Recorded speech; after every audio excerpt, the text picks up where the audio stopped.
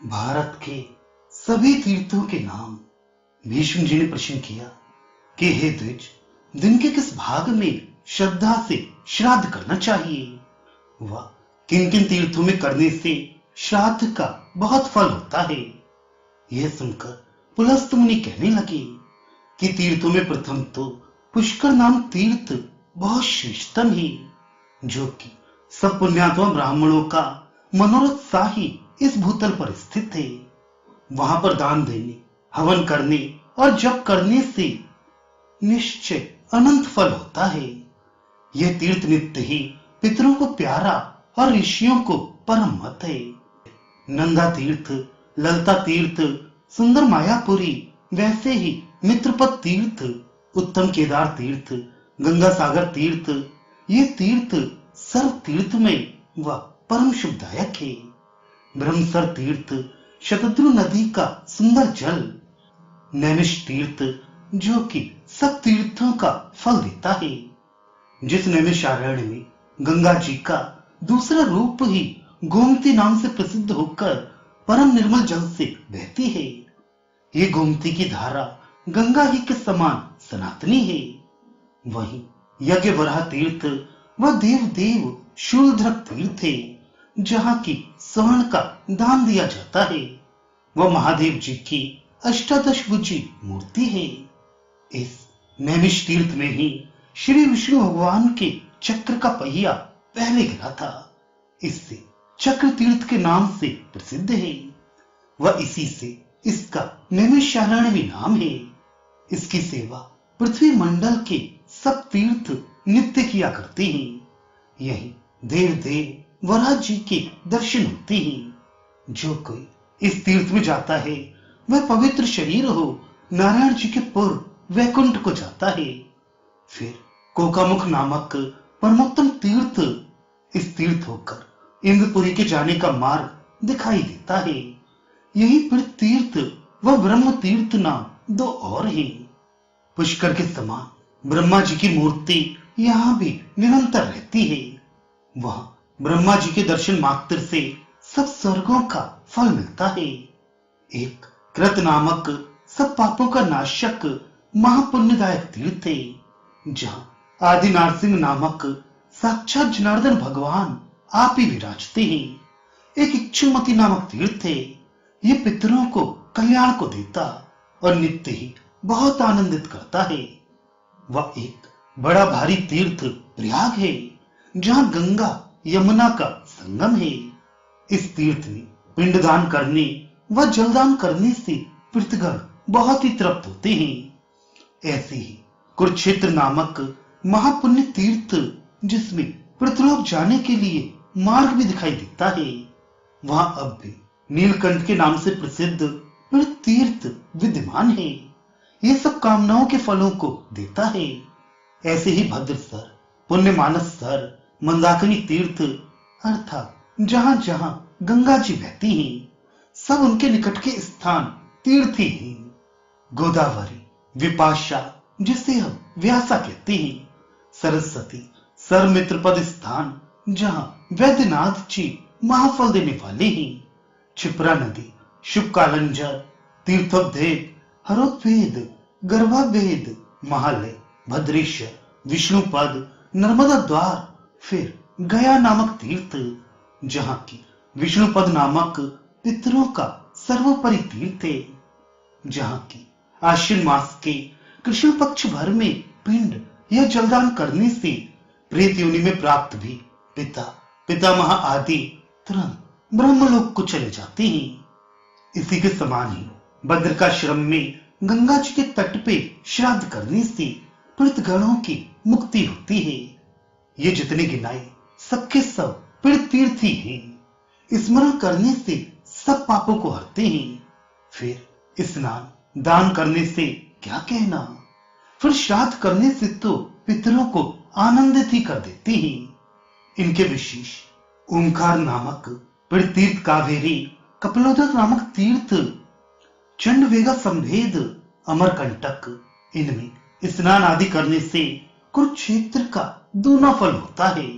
शुक्ल तीर्थ, सोमेश्वर तीर्थ, ये दोनों सब पापों को हर लेते हैं। श्राद्ध करने व दान करने व होम करने में सदा इन तीर्थों का स्मरण करना चाहिए। वह महापुण्य शंभल ग्राम, जहाँ की ब्राह्मण के सुंदर गृह में देव कल्कि जी का अवतार होगा, तथा चर्मणवती नदी, शूल, तापी, पयोषणी संगम, महोष्टि, चारण, नाग तीर्थ प्रवर्तनी, महावीणा पुण्य नदी और महाशाल तीर्थ, गौमती व वाणा नदी का संगम, तथा अग्नि तीर्थ, भैरव तीर्थ, भूमतुंग तीर्थ, उत्तम गौरी तीर्थ, विनायक नामक तीर्थ, उत्तम वस्त्रेश्वर पापहर तीर्थ, पुण्यकारिणी वेत्रवती नदी, महारुद्रा, महालिंगा, दशार्णा, महानदी, शतरुद्रा, शतांगा, प्रतिपदपुर, अंगारवाहिका नदी, ऐसे ही शोण व घर घर 2 महानद, कालिका पुण्य नदी, पितरा शुभ नदी, ये सब पितरों के तीर्थ स्नान दान कर्म में प्रशंसनीय है। इनमें जो श्राद्ध किया जाता है वह अनंत फल देता है। शटावटा नदी, ज्वाला, श्रद्धे नदी, कृष्णचंद्र जी का तीर्थ द्वारकापरी, तथा उदक सरस्वती, मालावती नदी, गिरिकर्णिका नदी, दूधपाप तीर्थ, ये समुद्र के दक्षिण के किनारे पर है। वह समुद्र के उत्तर के किनारे पर गोकर्ण तीर्थ, गजकर्ण तीर्थ, सुंदर चक्र नदी, श्रीशैल, शाक तीर्थ, नारसिंह, महेंद्राचल, अति पुण्यदायक व पुण्यकारिणी महानदी, इनमें भी श्राद्ध करने से अनंत फल होता है। वह दर्शन मात्र से भी पुण्य होती है। वह तुरंत पाप को हर लेती है।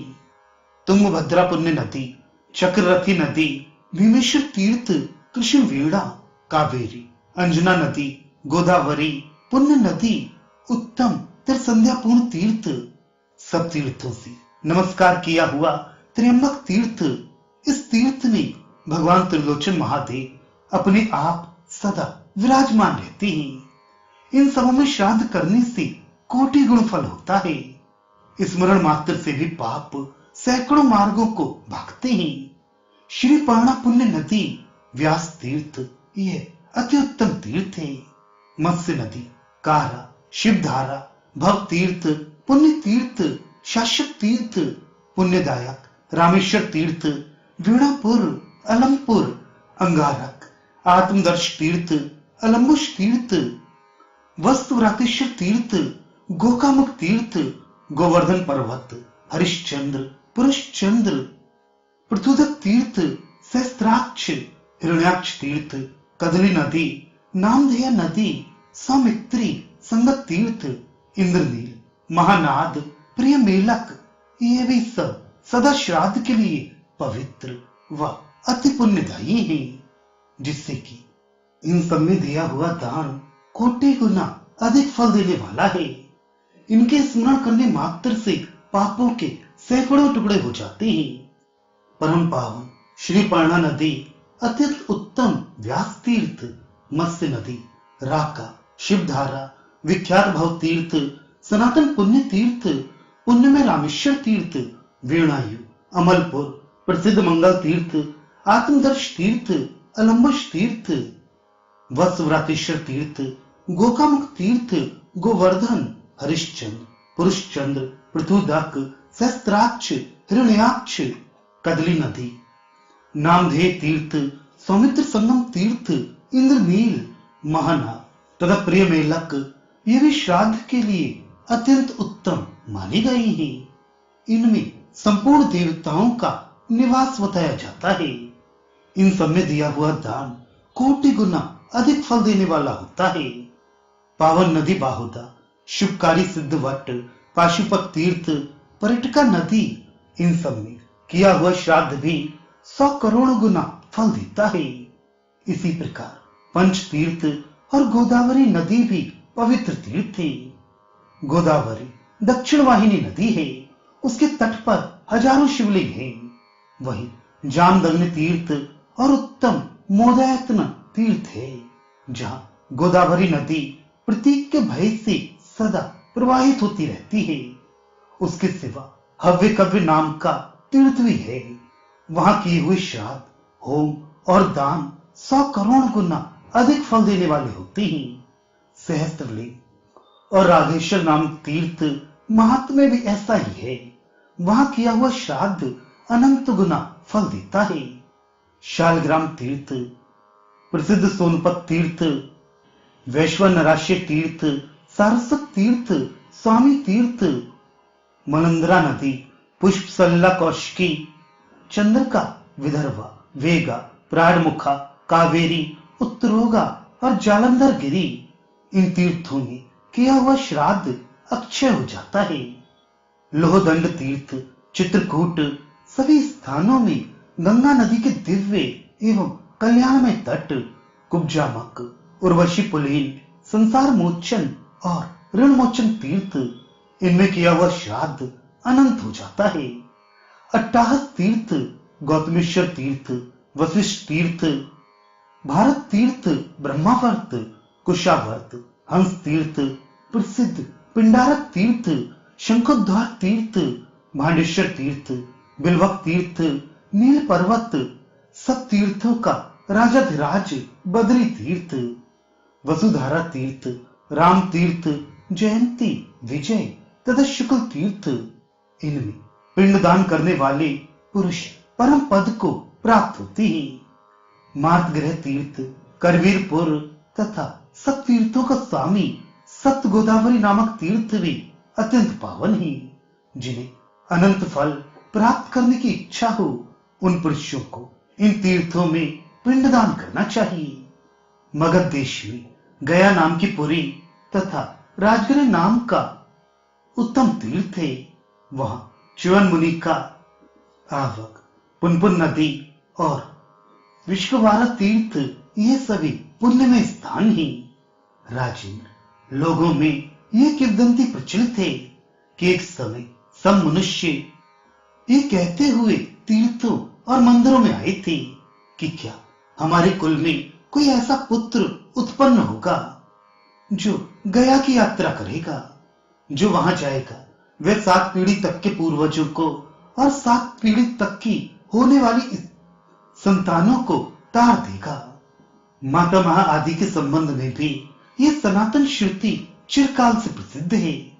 वे कहते हैं क्या हमारे वंश में एक भी ऐसा पुत्र होगा जो अपने पितरों की हड्डियों को ले जाकर गंगा में डाले, 7-8 तिलों से भी जलांजलि दी तथा पुष्करारण्य, नैमिषारण्य और धर्मारण्य में पहुंचकर भक्ति पूर्वक श्राद्ध एवं पिंडदान करे। गया क्षेत्र के भीतर जो धर्मश्रेष्ठ, ब्रह्मसर तथा गंगा शीर्षवत नामक तीर्थों में पितरों को पिंडदान किया जाता है, वह अक्षय होता है। जो घर पर श्राद्ध करके गंगा तीर्थ की यात्रा करता है, वह मार्ग में पैर रखते ही नरक में पड़े हुए पितरों को तुरंत स्वर्ग में पहुंचा देता है। उसके कुल में कोई प्रेत नहीं होता। गया में पिंडदान के प्रभाव से प्रेतत्व से छुटकारा मिल जाता है। गया जी में एक मुनि कुशल हाथ में लेकर आमरों के वृक्षों की जड़ों के निकट तर्पण किया करते थे। उधर उनके पितर भी तृप्त होते थे, इधर आम्र के वृक्ष भी सिंचे जाते थे। एक ही क्रिया ने 2 अर्थों को सिद्ध किया।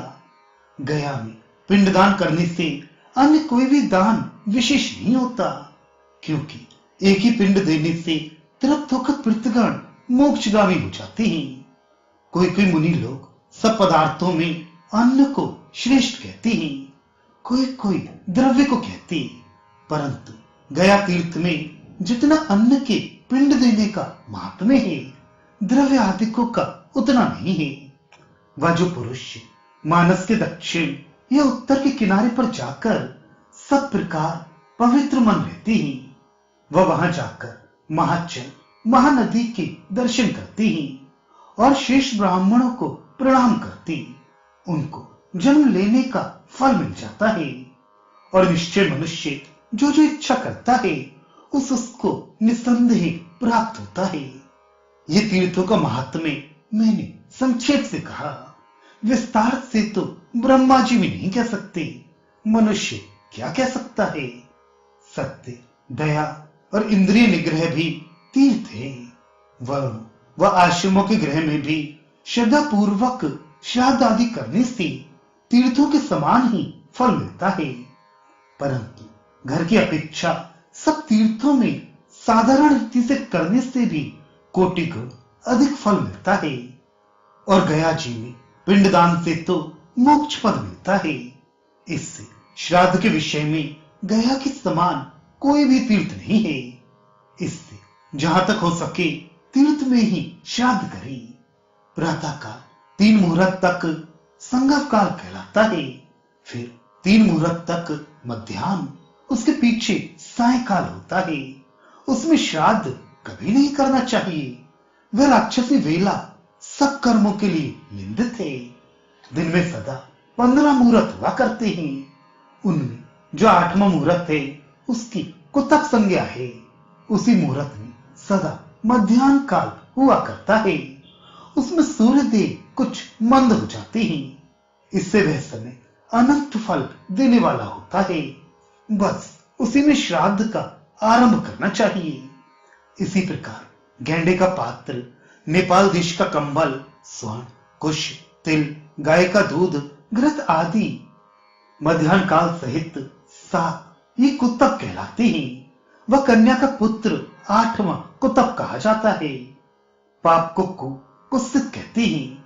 वह उसके ताप करने वालों को कुतक कहते हैं। ये 8 इसी से कुतक कहलाते हैं। कुतक मुहूर्त से लेकर 4 मुहूर्त पीछे तक इन 5 मुहूर्तों में सदा वाचन श्राद्ध आदि होना चाहिए। विष्णु भगवान के देह से कुश व काले तिल उत्पन्न हुए हैं। इससे श्राद्ध के लिए अति पवित्र होते हैं, ये पंडित लोग कहते हैं। इससे देवताओं व पितरों को तिल, जल, कुश हाथ में लेकर अंजलि देना चाहिए। ऐसे ही श्राद्ध में भी करना चाहिए।